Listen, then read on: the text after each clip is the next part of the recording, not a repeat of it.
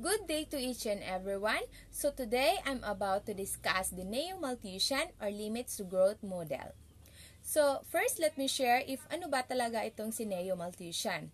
So these are the people who are advocating for the controlling of the population through contraceptives, things that can be used of women para to control of population.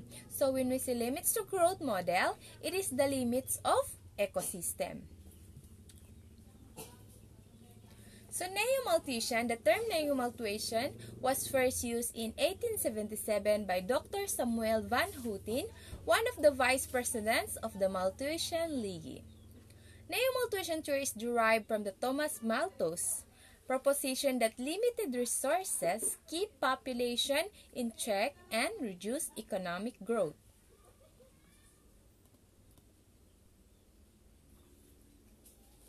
So according to Thomas Robert Malthus, he studied the population growth.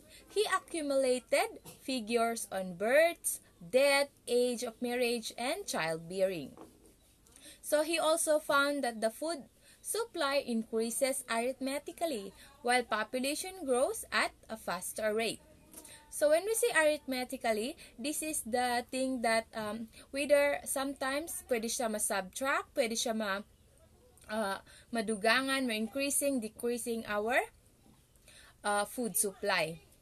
So he also believed it would be easier to attack population growth itself by limiting it.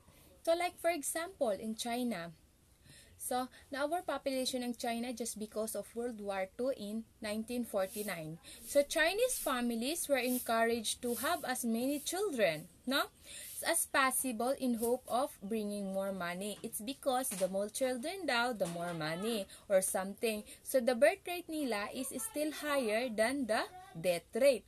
So another example is in India.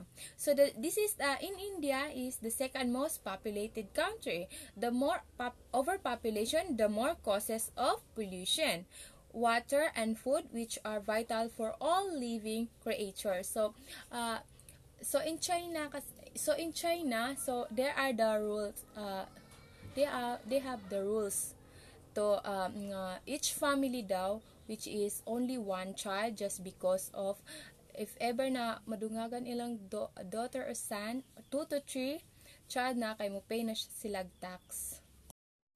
In the summer of 1970, an international team of researchers at the Massachusetts Institute of Technology began a study of the implications of continued worldwide growth.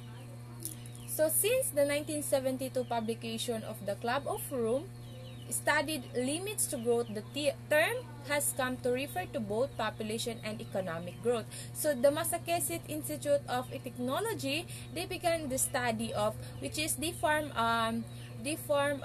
researchers, technology, which is a Club of Rome. This is ang role ng Club of Rome is to study the limits to growth of population.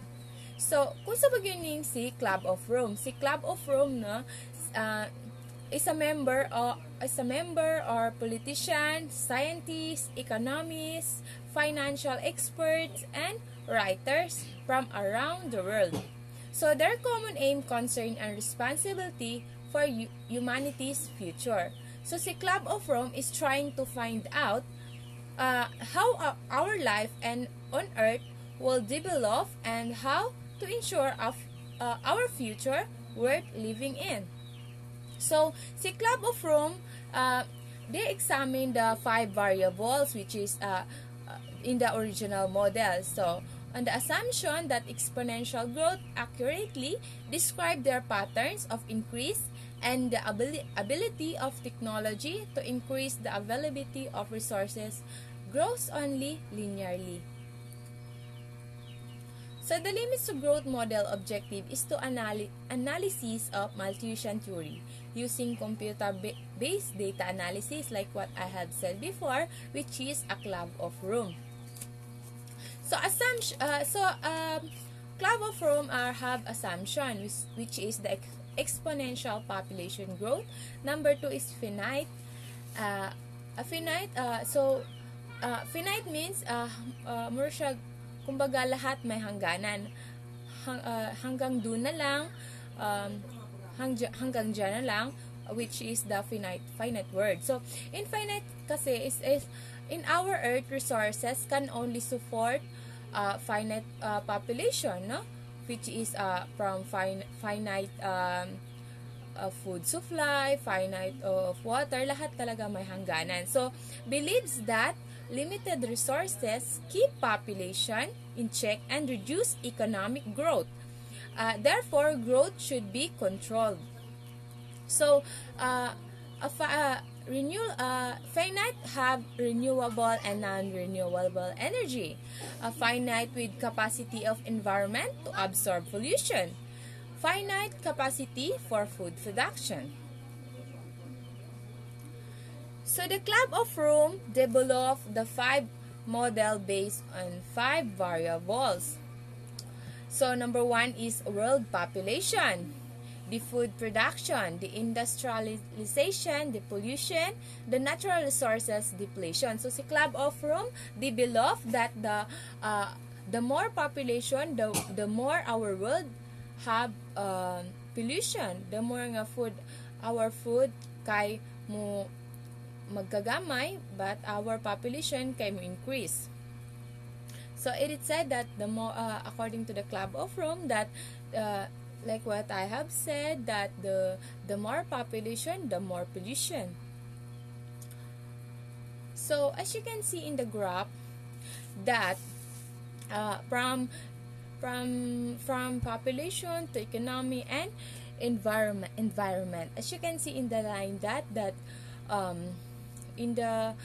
from the death rate to population, from the population to death rate and birth rate. So let me share first the researchers of Massachusetts Institute of Technology, which is a Club of Rome, built a computer model para ma-track ang worlds to build with from the economy and our environment. So the graph show this is indeed happening nowadays, because from resources are being used at a rapid rate. So pollution is also rising, and industrial output and food per capita is rising.